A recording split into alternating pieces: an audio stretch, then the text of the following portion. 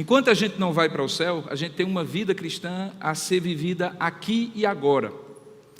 E se nós quisermos levar essa vida cristã a sério, nós precisamos levar as palavras de Jesus a sério. Domingo passado, nós começamos uma série nos domingos à noite, deste mês de agosto, falando sobre Jesus levado a sério. O que acontece quando nós levamos as palavras de Jesus a sério? Domingo passado eu falei sobre tudo quanto quiserdes que os homens vos façam, fazei-o vós primeiro, a regra áurea. E eu, durante a semana, ouvi alguns telefonemas, recebi algumas mensagens dizendo assim: pastor, está difícil levar a sério. Será que é isso mesmo que eu tenho que fazer? Eu costumo dizer que o grau da dificuldade para você obedecer é o grau da certeza de que você está fazendo a coisa certa. Porque se fosse fácil, irmãos, não seria sobrenatural. Seria o natural, seria o normal. E não é. Levar Jesus a sério e as suas palavras é viver numa dimensão diferente da dimensão natural. Quando reagimos de maneira instintiva, algumas vezes, de maneira impetuosa, de maneira natural. Quando deixamos que o nosso temperamento nos leve, quando deixamos que a nossa resposta seja igual à de todos os outros. Mas nós fomos chamados para viver uma vida nova, com novos padrões, novos objetivos, levando as palavras de Jesus a sério. Nesta ocasião, nós vamos em busca de uma outra palavra de Jesus, que, se levada a sério, transforma a nossa vida. E que foi levada a sério primeiramente por Ele mesmo. Porque, de fato, todas as palavras que Jesus nos exorta a levar a sério, Ele inicialmente levou a sério, e foi até as últimas consequências. Por exemplo, quando Jesus morre na cruz, Ele dá aos outros aquilo que eles não queriam, mas o que eles precisavam. A oportunidade de uma vida nova. Ele fez por eles primeiro. Por isso que Ele podia dizer: tudo quanto quiserdes que os homens vos façam, fazei-o vós primeiro. Nesta ocasião, nós nos lembramos daquela palavra em que Jesus diz assim: buscai, pois, em primeiro lugar o reino de Deus e a sua justiça, e as demais coisas vos serão acrescentadas. Você consegue dizer comigo essas palavras? Talvez você saiba de cor. Vamos dizer juntos? Buscai, pois, em primeiro lugar o reino de Deus e a sua justiça, e as demais coisas vos serão acrescentadas. Vamos dizer de novo para não nos esquecermos. Buscai, pois, em primeiro lugar o reino de Deus e a sua justiça, e as demais coisas vos serão acrescentadas. Está em Mateus capítulo 6, verso 33. E nós vamos em busca não deste verso, mas de uma história do próprio Jesus, em que Ele buscou o reino de Deus e a sua justiça em primeiro lugar, e as demais coisas lhe foram acrescentadas. Abra sua Bíblia, por gentileza, no Evangelho de João, capítulo 4, onde nós vamos ler desta passagem uma porção. É curioso que esse texto de João, capítulo 4, ele conta uma história que vai se desenrolando, que é o encontro de Jesus com a samaritana. Você conhece a história de como Jesus encontrou aquela mulher, que era uma mulher de origem samaritana, e com ela travou um diálogo, que acabou redundando naquela palavra de Jesus, que disse que o Pai busca para si adoradores que o adorem em espírito e em verdade. Ato contínuo, diz o texto, que quando aquela mulher volta daquela cidade com aqueles homens, dizendo: vinde comigo, verso 29, do capítulo 4 de João, vinde comigo e vede um homem que me disse tudo quanto tenho feito, será este porventura o Cristo? E saíram, pois, da cidade e vieram ter com ele. A partir dessa história, que é a porção que nós vamos ler agora, se desenrola uma história interessante e cheia de significado sobre as prioridades do reino de Deus na vida de quem conhece a Jesus. Veja o que é que diz o texto, a partir do verso 31. Nesse ínterim, os discípulos lhe rogavam, dizendo: mestre, come. Mas ele lhes disse: uma comida eu tenho para comer que vós não conheceis. Diziam então os discípulos entre si, ou uns aos outros: ter-lhe-ia porventura alguém trazido o que ele comesse, ou o que comer? E Jesus lhes disse: a minha comida consiste em fazer a vontade daquele que me enviou e realizar a sua obra. Não dizeis vós que ainda há 4 meses até a ceifa? Eu, porém, vos digo: erguei os olhos e vede os campos, pois eles já branquejam para a ceifa. O ceifeiro recebe desde já a recompensa e entesoura o seu fruto para a vida eterna. E dessa forma e dessa arte se alegram tanto o semeador quanto o ceifeiro. Pois no caso é verdadeiro o ditado: um é o semeador e outro é o ceifeiro. Eu vos enviei para ceifar o que não semeastes. Outros trabalharam e vós entrastes no seu trabalho. Então muitos samaritanos daquela cidade creram nele, em virtude do testemunho daquela mulher que anunciara: ele me disse tudo quanto tenho feito. Vindo, pois, os samaritanos ter com Jesus, pediam-lhe que permanecesse com eles, e ficou ali 2 dias. E muitos outros creram nele por causa da sua palavra, e já diziam à mulher o seguinte: já agora não é pelo que disseste que nós cremos, mas porque nós mesmos temos ouvido e sabemos que este é verdadeiramente o Salvador do mundo. Que Deus abençoe a sua palavra lida. Amém. Vamos falar com Deus? Curva a sua cabeça por um instante. Eu tenho certeza que você não veio hoje à noite para ouvir um comentário de um homem sobre a palavra de Deus. Ela que foi lida, certamente precisa ser ouvida no nosso coração. Eu lhe convido então a pedir a Deus: Deus, fala comigo. Eu quero levar as tuas palavras a sério. Eu quero entender o que significa buscar a Deus em primeiro lugar, ao seu reino e à sua justiça, para que as demais coisas me sejam acrescentadas. Vamos orar juntos?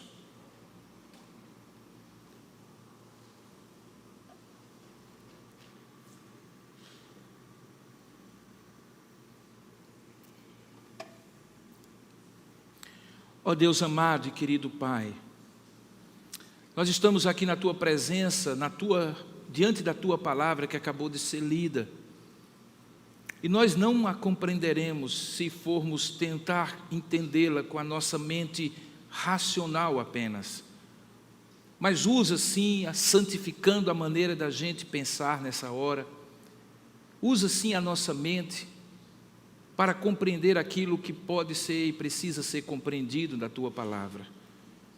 Mas adiante e acima de tudo, ministra ao nosso coração, ao homem interior, ao nosso espírito, no íntimo do nosso ser, não apenas o que está exposto na Tua palavra, mas também como ela se aplica a cada um de nós, de maneira individual, no momento de vida em que nós estamos. Ajuda-nos a entender o que significa para cada um de nós buscar a Deus acima de todas as coisas, buscar o Teu reino acima de tudo, em primeiro lugar, e ver as demais coisas nos sendo acrescentadas. Ajuda-nos a levar essas palavras a sério, ajuda-nos a levar Jesus a sério. Ensina-nos pelo Teu Espírito, iluminando a nossa mente. É o que nós oramos e Te agradecemos, em nome e para a glória de Jesus. Amém.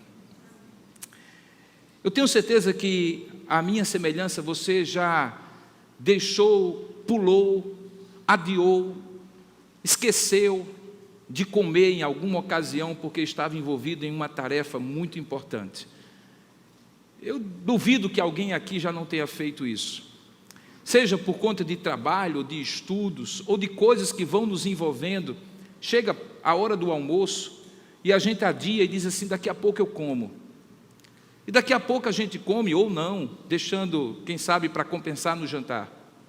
Às vezes isso acontece porque nós somos levados a isso, Às vezes acontece porque nós temos outras prioridades. E até mesmo a coisa mais importante e fundamental na vida, que é a própria sobrevivência, que aqui é simbolizado na maneira e na necessidade que temos de nos alimentar, fica de lado.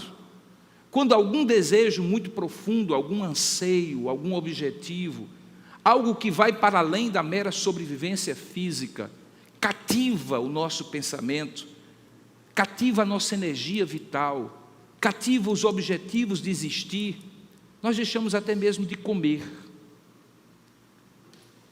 Nesse texto da palavra de Deus, Jesus estava, desde o início, caracteristicamente com fome. Se você voltar do início de tudo, no capítulo 4, os discípulos de Jesus tinham ido à cidade para comprar alimentos. Veja o verso 8.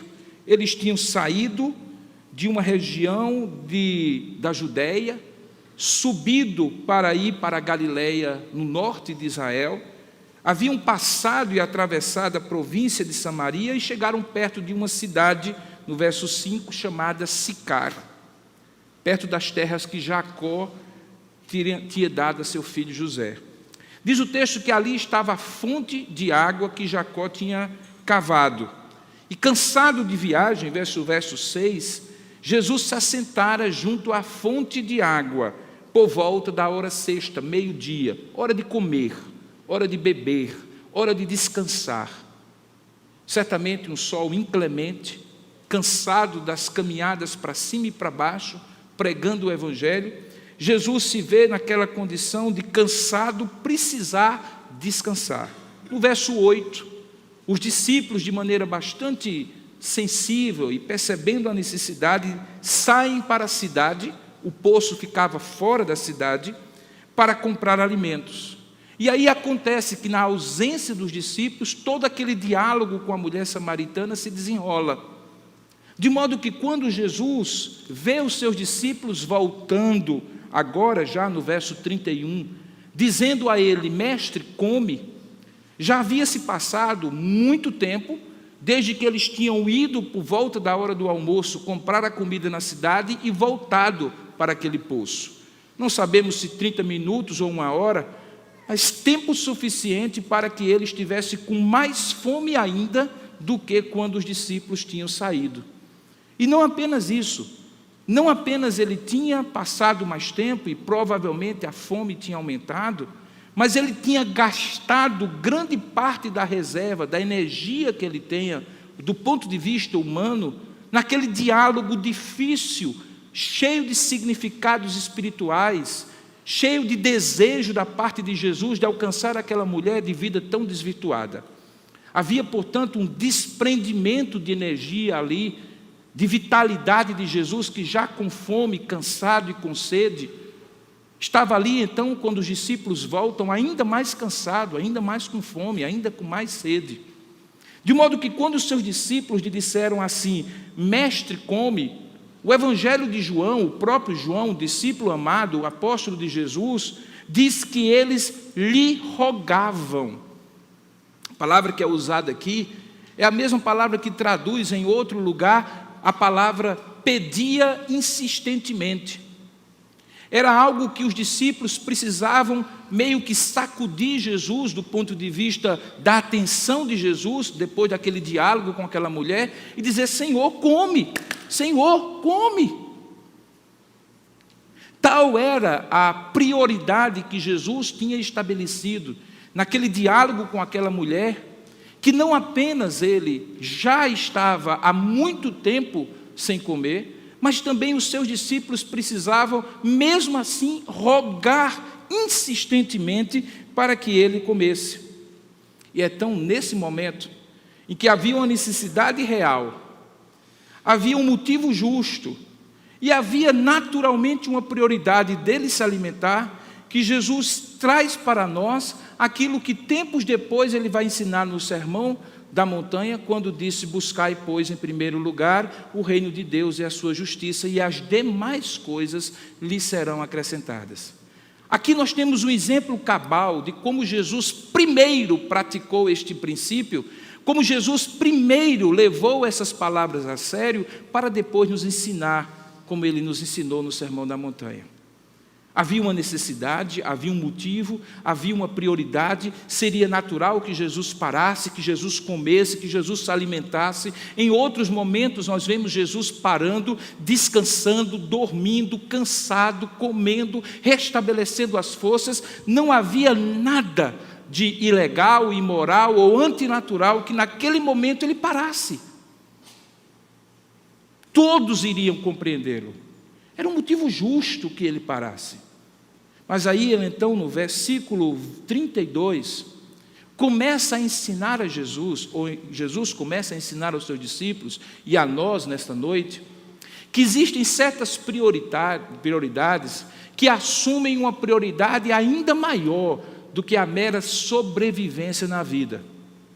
Que mesmo quando coisas são naturais, são corretas, que há motivos justos, é possível colocá-los de lado por um instante, por um momento, e tê-los como em segundo, terceiro, quarto ou quinto lugar nas nossas prioridades. Para que lá em cima, no topo das nossas prioridades, haja algo além, que ele em Mateus diz que significa buscar a Deus acima de todas as coisas. Que ele lá em Mateus diz que é buscar em primeiro lugar o reino dele e a sua justiça. E ele o faz exatamente usando a metáfora da comida para nos mostrar isso. Porque talvez, irmãos, não haveria coisa que teria maior naturalidade para a gente dar a prioridade do que comer. Afinal de contas, nós somos daqueles que sabemos que um saco vazio não se põe de pé.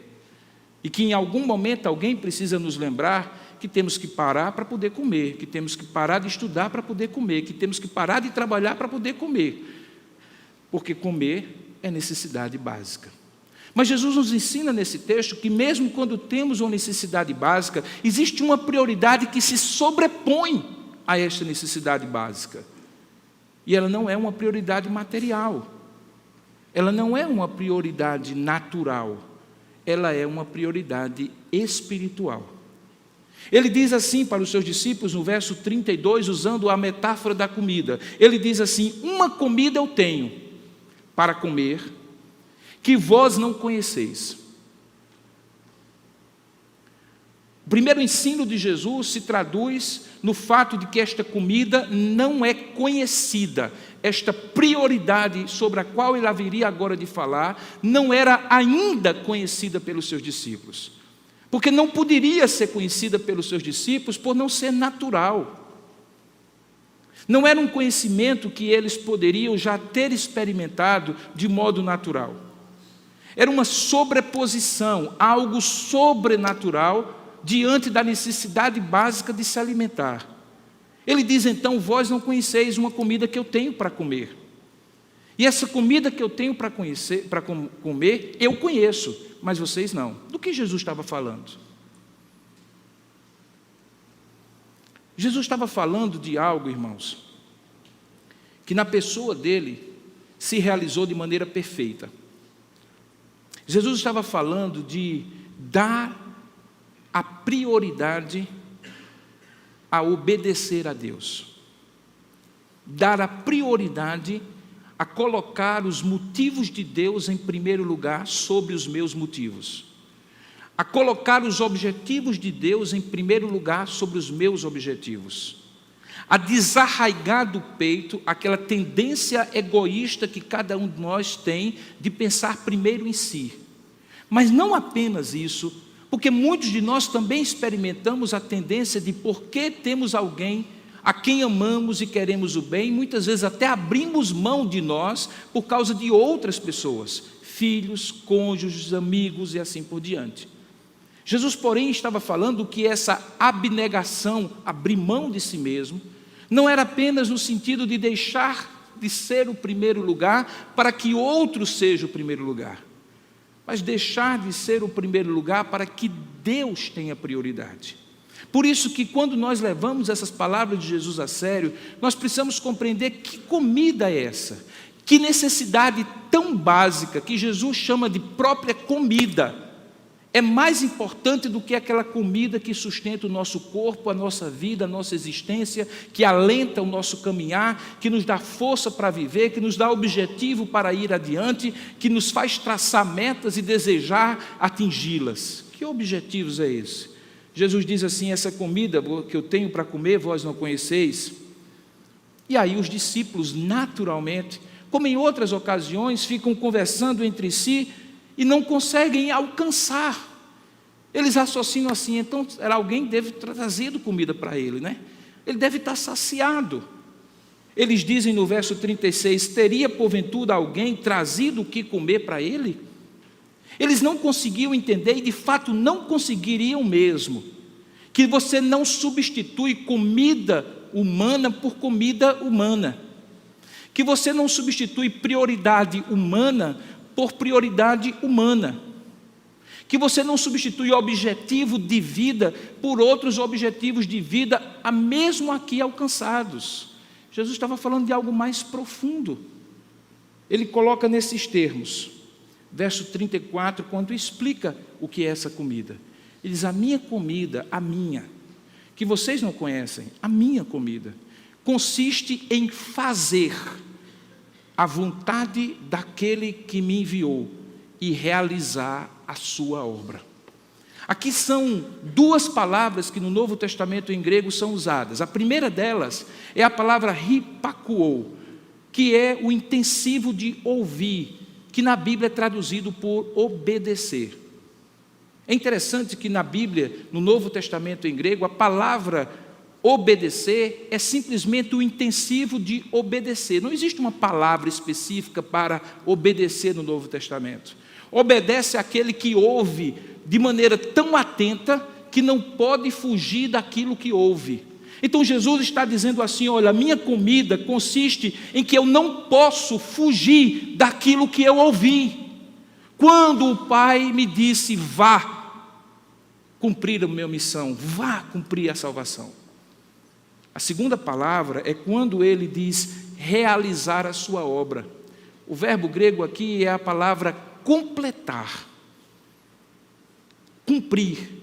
Cumprir no sentido mesmo que o apóstolo Paulo posteriormente diz, quando diz assim, que ele combateu o bom combate, cumpriu a sua carreira e guardou a fé. Cumprir significa ir até o final, até a última tarefa, responder todas as questões do Enem até a última, ir até o último minuto do horário, não deixar nada para o dia seguinte, é completar, fechar, polir a obra. Jesus então fala, em outras palavras, assim: a minha comida, o que me subsiste, o que me faz viver, a necessidade mais premente, a prioridade maior da minha vida, consiste em ouvir atentamente, continuamente a voz do meu Pai que diz: vá e cumpra a missão, e cumpri-la cabalmente. E ele o fez, porque a mesma palavra que está aqui no Novo Testamento grego, quando fala de completar, é a mesma palavra que Jesus exclama quando na cruz ele diz: está consumado. A palavra teleios, que ele usa, telestatai, quando ele diz está consumado, significa que ele cumpriu até o último minuto. Ele tomou até a última gota do cálice da ira de Deus para que nós pudéssemos ter paz. Perceba que Jesus está falando, portanto, de algo mais do que visceral. Quando alguém diz assim: rapaz, aquilo veio de dentro, aquela força veio de dentro, aquele impulso veio lá de dentro, no máximo que nós conseguimos perceber que aquilo foi tão visceral, veio lá das vísceras da gente, que nos impulsionou numa direção. Jesus está dizendo mais do que isso. De uma maneira metafórica, ele está dizendo: a minha prioridade vem das vísceras espirituais da minha missão, vem daquilo que é mais íntimo do meu coração, vem daquilo que me dá a razão de estar aqui. Eu não estou aqui para comer, Eu não estou aqui para lanchar, eu não estou aqui, por mais fome que eu tenha, para lanchar aqui na beira desse poço. Meu lanche é detalhe. A comida que vocês compraram é importante e necessária, mas ela pode ficar para segundo plano. Eu tenho uma comida mais profunda, intensa, que dá razão para a minha existência, e o objetivo para meu viver é que a vontade do meu Pai seja cumprida, e eu cumpra cabalmente a sua obra. Eu fico pensando, o texto não diz, que os discípulos devem ter feito mais ou menos isso.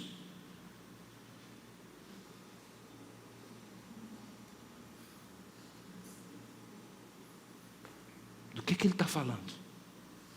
Rapaz, será que é isso mesmo? Que coisa é essa? E aí Jesus continua. Ele diz: vocês olhem para os campos. Não é verdade que falta 4 meses para começar a ceifa? Talvez havia campos de trigo, de cevada, de centeio. Havia talvez várias plantações que estavam amadurecendo para serem cortadas. E Jesus então diz assim no verso 35, não dizeis vós que ainda há 4 meses até a ceifa? Eu, porém, vos digo, ergam os olhos. Erguei os olhos. Vocês estão aqui vendo o momento, vocês estão vendo a circunstância, vocês estão vendo a minha fome, o imediato, o urgente, o necessário, o amanhã, o agora, o daqui a pouco. Mas vocês não sabem que daqui a 4 meses tudo vai parar para que a ceifa aconteça? Pois eu digo a vocês, já é hora, é agora. Os campos já estão brancos para a ceifa. É agora, é nesse momento, é essa a prioridade. Não é daqui a 4 meses, é agora. E aí Jesus introduz uma segunda metáfora, a primeira da comida, a segunda da ceifa. Queridos, quem trabalha com agricultura sabe que há 2 coisas que você não pode fazer: ceifar antes do tempo e ceifar depois do tempo. Se você ceifa antes do tempo, o fruto não está maduro. Se você ceifa depois do tempo, o fruto pode estar podre. Há um tempo para você ceifar. Há um timing da natureza que diz, é agora, corre, corre. Em lugares onde há plantações, os trabalhadores ceifeiros viram noite. Há o primeiro turno, o segundo, o terceiro e o quarto. Nesses tempos de mecanização da agricultura, é possível você ver em certas regiões, aqueles grandes ceifeiros, aquelas máquinas enormes, com a sua luz atravessando o campo, para não perder a madrugada da ceifa, porque talvez no outro dia já seja tarde demais. O que Jesus está dizendo aqui, olha, vocês estão dizendo que é daqui a 4 meses, eu estou dizendo que é agora. Ergam os olhos, vejam os campos, pois já branquejam para a ceifa. Do que Jesus estava falando, irmãos? Ele estava falando da experiência que eles tinham acabado de fazer. Ele estava no poço, pediu água, os discípulos tinham ido procurar comida, mas a verdadeira prioridade veio até ele, e a verdadeira prioridade tinha um nome, a mulher samaritana. A ceifa da vida dela estava ali diante de Jesus, era o momento, era a oportunidade, não podia retardar, não foi oportunizada por ninguém, mas pelo próprio Deus. Há um versículo logo no início do texto que é muito sintomático. Veja lá no capítulo 4, logo no início, no versículo 4, quando diz assim, do caminho de Jesus, quando Jesus está indo da Judeia, do sul de Israel, para o norte, na Galileia. Diz o texto no versículo 4 que, e era-lhe necessário atravessar a Samaria. Geograficamente até se justifica, porque, como eu já expliquei em outros lugares aqui, como se você estivesse saindo de Pernambuco para o Rio Grande do Norte. A não ser que você faça um rodeio grande pelo Ceará, você tem que passar pela Paraíba para subir ao Rio Grande do Norte. Assim também era vindo da Judeia, como Pernambuco, para a Galileia, como o Rio Grande do Norte, tendo que passar pelo meio pela Samaria como se fosse a Paraíba. Mas havia um caminho que os judeus conheciam, justamente para não ter que entrar pela terra dos samaritanos, porque eles eram inimigos religiosos. Havia um caminho que eles evitavam entrar na Samaria. Jesus não evitou entrar na Samaria, porque, como alguém já disse, ele tinha um compromisso marcado na sua agenda, mesmo que aquela mulher não soubesse, porque a prioridade era ceifar a sua vida para Deus. Era-lhe necessário atravessar a Samaria, porque ele tinha um encontro marcado com aquela mulher. Mas não apenas com aquela mulher. O que acontece no diálogo todo, irmãos? Aquela mulher alcançada volta para a sua cidade, e se tinha uma mulher conhecida naquela cidade, era aquela, né? Ela já tinha tido 5 maridos naquela cidade, era conhecida por nomes talvez não muito simpáticos, não muito agradáveis, de modo que quando ela chegou no meio de Sicar e disse assim: gente, eu encontrei um homem que conheceu e sabe todo o meu passado e disse tudo que a mim diz respeito, será que ele é o Messias? Aqueles homens ouviram. É curioso como Deus permite que a vida de algumas pessoas vão tão no fundo do poço, para que quando Deus os resgate, eles sejam verdadeiros arautos de transformação, exemplos e modelos de como Deus pode transformar a vida de alguém. E assim foi com aquela mulher. Porque todos ouviram, e diz o texto que aqueles homens foram em busca de Jesus. Era a ceifa que precisava acontecer, irmãos. Eram os campos brancos, os discípulos, olha só que coisa interessante, os discípulos foram Sicar só para comprar comida e resolver o problema imediato. Jesus chega a Sicar e diz: eu vejo Sicar como um campo branco para a ceifa. Eu vejo Sicar como um campo branco pronto para ser colhido para o reino de Deus. E isso acontece, nós vemos no final do texto, que quando Jesus prega, aquela mulher alcançada, diz o verso 39, dando um pulo no texto, que muitos samaritanos daquela cidade creram em Jesus, creram, confiaram, se entregaram, se converteram, em virtude do testemunho daquela mulher que anunciara: ele me disse tudo quanto tenho feito. E vindo, pois, verso 40, diz: os samaritanos ter com Jesus, pediam que permanecesse ali 2 dias. Irmãos, aqueles homens que viam um judeu como inimigo pediram a Jesus, judeu, para permanecer na terra deles por 2 dias. E ele ficou 2 dias, certamente pregando. Não sei se deu tempo para comer, mas certamente pregando, ministrando, ensinando sobre o reino de Deus, colocando o reino de Deus em primeiro lugar e a sua justiça, e deixando que as demais coisas lhe fossem acrescentadas. E o resultado é que muitos, verso 41, muitos creram nele por causa da sua palavra. E já diziam à mulher: já não é mais pelo que você nos disse que nós cremos, mas porque nós mesmos temos ouvido e sabemos que esse aí é verdadeiramente o Salvador do mundo.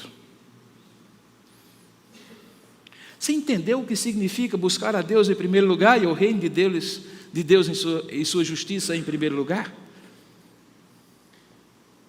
Significa não perder oportunidades, significa ver a vida de uma outra perspectiva, onde todos só veem necessidades básicas para se buscar e se conquistar, se vê oportunidades para que o reino seja expandido. Eu vivo batendo e rebatendo: meu irmão, sua profissão é a desculpa que Deus arranjou para você se sustentar sua família e cumprir a vocação com os dons que Deus lhe deu. Mas o que Ele quer mesmo é que você olhe para a sua repartição pública, para a sua empresa, para os seus clientes, para os seus pacientes, para os seus colegas de trabalho, para os seus participantes consigo, como campos que estão brancos para a ceifa, porque eles já estão brancos para a ceifa. Não os veja como um lugar onde se compra comida. É curioso, mas olha só que coisa bonita.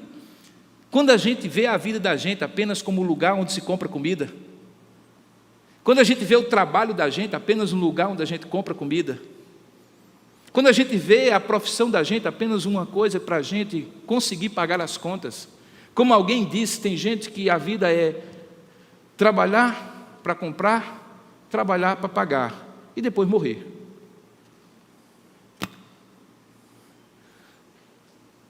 E eu lhes digo, é mais do que isso. Eu lhes digo, abra os olhos, levante os olhos, por favor, levantem os olhos, levantem os olhos. O que é que vocês estão vendo? Eu lhes digo o que é que vocês têm que ver. Vocês têm que ver que os campos estão brancos para a ceifa, que tem gente do lado de vocês que talvez amanhã, segunda-feira, seja a última vez que você veja. E ele está ali na sua frente, perguntando, você tem alguma coisa para me dizer que ninguém pode me dizer? Você tem alguma coisa para falar ao meu coração que ninguém pode falar, só você? Você já parou para pensar nisso? Eu já tive experiência de chegar atrasado, irmãos, na vida de alguém. Deixa eu lhe dizer, é horrível. A sensação de que por uma hora só eu poderia ter me adiantado e ter dado talvez a última palavra para essa pessoa. E a sensação de que se não fui eu, ninguém mais fez. E por alguma razão e de alguma forma que eu não consigo explicar, eu serei responsável por aquela vida. Jesus queria, portanto, que aqueles homens entendessem que existe sim uma prioridade. E a prioridade não é ver algo ou alguém, algum lugar ou algum trabalho, alguma atividade ou alguma função na vida apenas como um lugar onde se compra comida. Sicar não era um lugar onde apenas se compraria comida. Sicar era um lugar em que Jesus produziria pela sua palavra e pela sua intervenção a conversão de muitos daquele lugar, assim como Ele quer fazer com você. Agora preste atenção, porque na sabedoria de Deus, Ele tem à disposição dEle dois tipos de pessoas, que Ele novamente usando a parábola ou a metáfora da semeadura e da ceifa, nos ensina aqui. Veja no verso seguinte, quando ele diz assim, no versículo 36, falando sobre o ceifeiro e sobre o semeador. Porque é possível que alguém aqui diga assim, não, mas eu não sou do tipo que ceifa, eu sou do tipo que semeia. Seja o que for, olha o que é que o texto diz. Ele diz assim, o ceifeiro recebe desde já, verso 36, a recompensa e entesoura o seu fruto para a vida eterna. E dessa forma se alegram tanto o semeador como o ceifeiro, pois nesse caso é verdadeiro o ditado, que um é o que semeia e outro é o que é ceifeiro. E eu vos enviei para ceifar o que não semeaste. Outros trabalham e vós entrastes no seu trabalho. Ele está falando dessa disposição sobrenatural e soberana que Deus tem de usar você para semear e usar outro para ceifar. Ou usar você para semear ou para ceifar e outro para semear. Pouco importa. O que é que faz com que um semeador se alegre junto com o ceifeiro? É porque aquilo que ele semeia e aquilo que ele ceifa não é para si. É para o dono do campo. Quando nós trabalhamos para Deus, não trabalhamos para essa igreja aqui não, irmãos. É claro que eu gostaria muito que todos estivessem aqui. Eu gostaria muito que todos aqui, eu já preguei o evangelho, eu servi como pastor, estivessem aqui. Mas é possível e natural que aconteça que eu semeie e outro colha. Que você semeie e outro colha. Na sua vida, no seu lugar, da maneira como você é e que Deus quer lhe usar. Se você levar Jesus a sério e as suas palavras a sério, o que vai acontecer e o que precisa acontecer é que você decida apenas uma coisa. Não é se você vai ser semeador ou se você vai ser ceifeiro.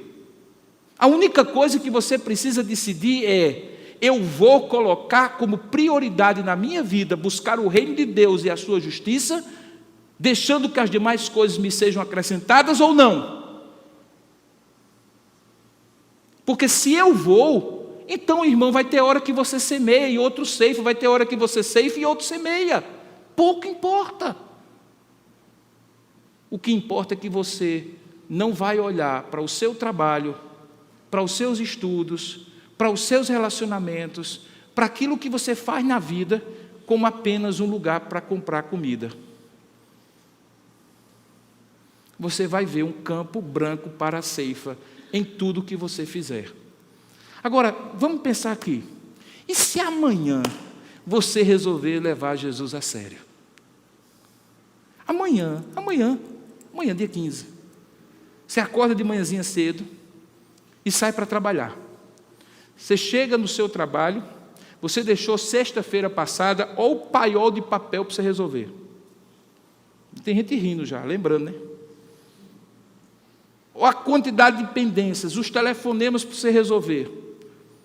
E você então diz assim, eu tenho que resolver isso. E tem mesmo, viu? Seja responsável. Não seja um irresponsável porque você é crente. Pelo amor de Deus, já basta de tanta vergonha feita em nome do Evangelho. Seja o melhor trabalhador, o melhor empresário, o melhor médico, o melhor advogado, o melhor comerciante, o melhor comerciário, seja o melhor. Agora, para um pouquinho.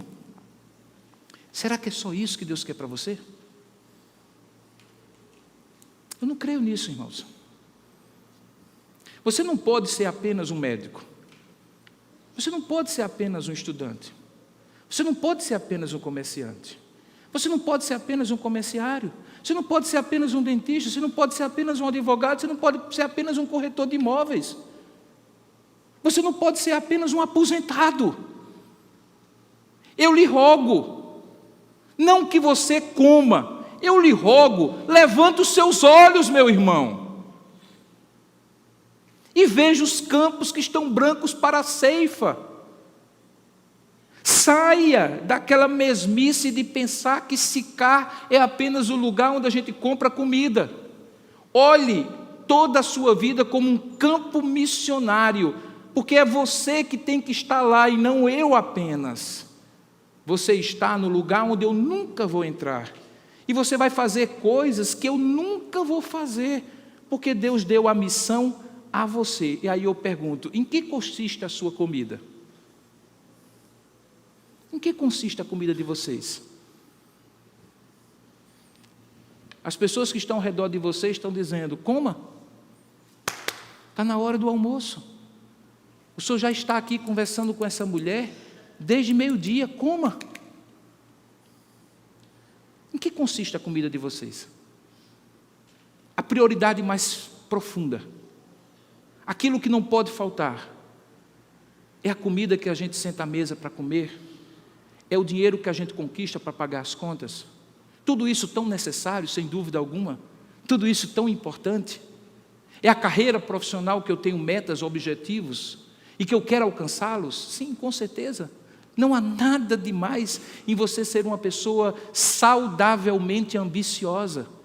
Afinal de contas, você não veio para a vida para perder, você veio para a vida para ganhar.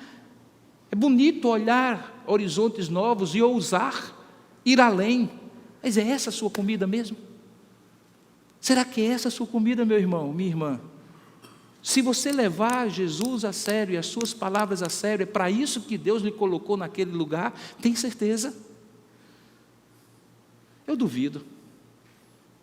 Se o próprio Filho de Deus, na sua experiência pessoal, tem uma relação com aquilo que é necessário e prioritário, que estabelece para ele uma prioridade para além da necessidade e da sobrevivência física, por que seria diferente conosco?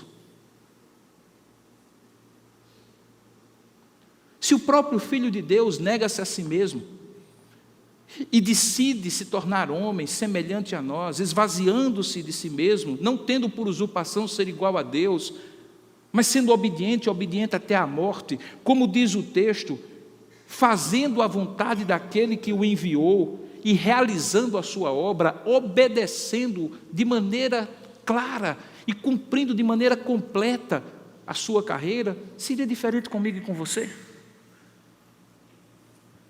Não, querido. Certamente que não. Se quisermos levar Jesus a sério, precisamos buscar em primeiro lugar o reino de Deus e a sua justiça e deixar que as demais coisas vos serão acrescentadas. Isso não é irresponsabilidade, Isso é prioridade. A prioridade de Deus na sua vida se sobrepõe às suas prioridades. Afinal de contas, você não o chama de Senhor? Se você o chama de Senhor, o que significa isso? Que você é servo. E o servo não pode ser maior do que o seu Senhor. Ele obedece ao seu Senhor. Ele segue o seu Senhor. Ele é modelado pelo seu Senhor. Portanto, se o seu Senhor deixa de comer para fazer a obra de Deus, por que nós encararíamos a vida apenas como lugar onde nós conquistamos a comida? Irmãos, eu tenho certeza absoluta, mas absoluta mesmo, que antes que eu soubesse, nesse dia 11 de agosto, eu completei 36 anos que conhecia a Jesus Cristo. Eu escrevi um texto que eu escrevi um tempo desse, repliquei no Facebook e alguns de vocês leram. Eu tenho certeza absoluta, irmãos, mas absoluta assim, sabe aquela coisa do profundo da minha alma, que eu não daria certo na vida se Deus não tivesse me alcançado, me transformado em filho dele e me chamado para pregar a sua palavra. Talvez humanamente falando, eu poderia até ser outras coisas, mas eu não conseguiria ser tão realizado, tão feliz, tão satisfeito, tão completo, como no momento em que eu prego a palavra, ensino a palavra, aconselho pessoas, compartilho o Evangelho. Agora, talvez na sua cabeça você diga assim: o senhor é pastor, o senhor foi chamado para isso, é compreensível que o senhor não saiba fazer outra coisa e não se realize fazendo outra coisa a não ser isso. Mas quem disse que esse é, irmãos,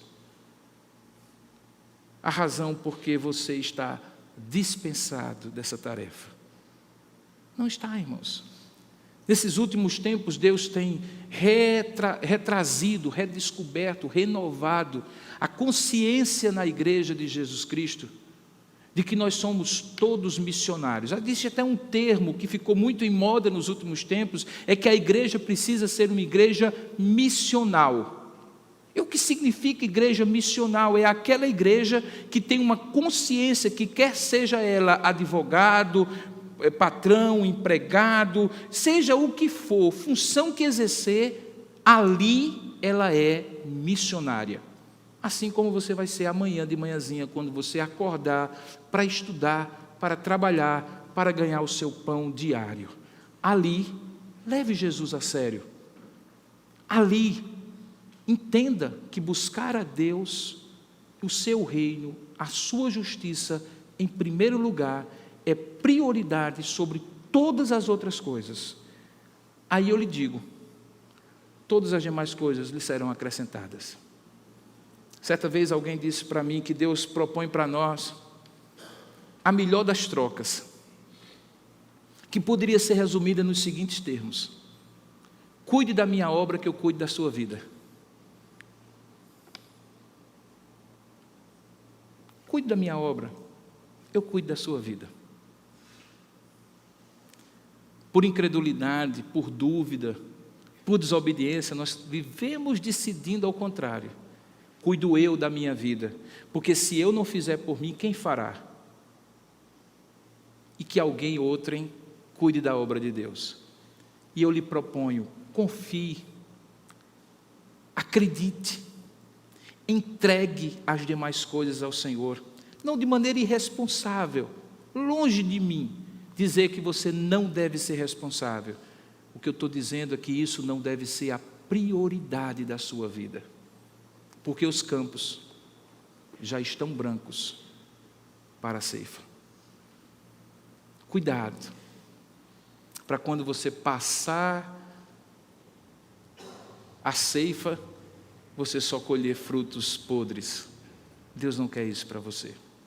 Aquela mulher de vida dissoluta se transformou numa missionária. E ainda que no futuro, no livro de Atos, Deus tenha usado homens para alcançar os samaritanos, a gente vê isso em Atos capítulo 8, no chamado Pentecoste samaritano, a primeira missionária entre os samaritanos era aquela mulher que já tinha tido 5 maridos e que vivia com um que não era seu marido, porque Jesus olhou para ela como um campo maduro para ser ceifado para o seu reino.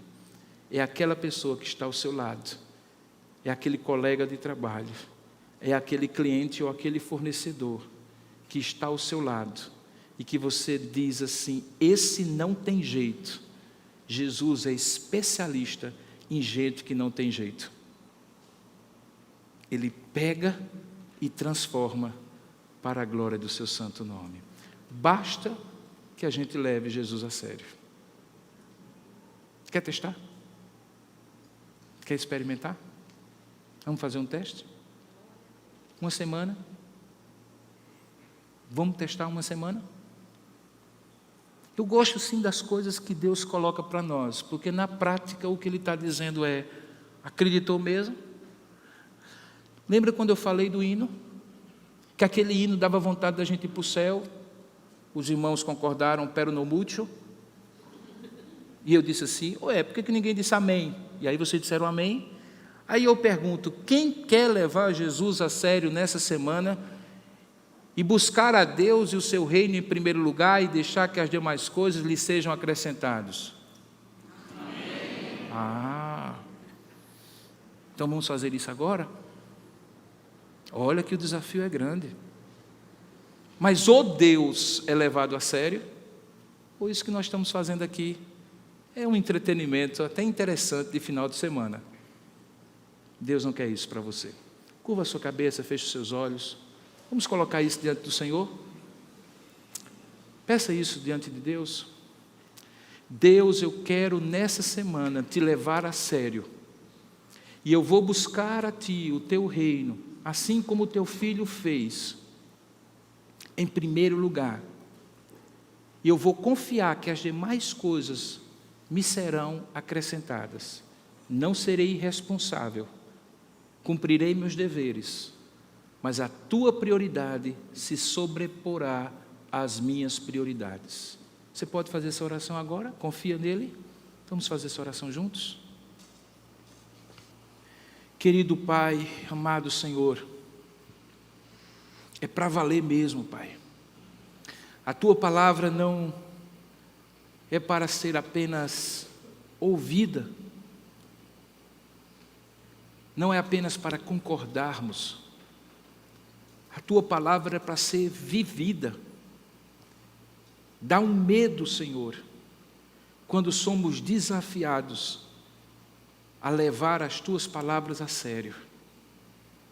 Mas nós queremos afugentar o medo com uma firme resolução, uma confiança que o Senhor nos dará campos brancos para a ceifa nesta semana.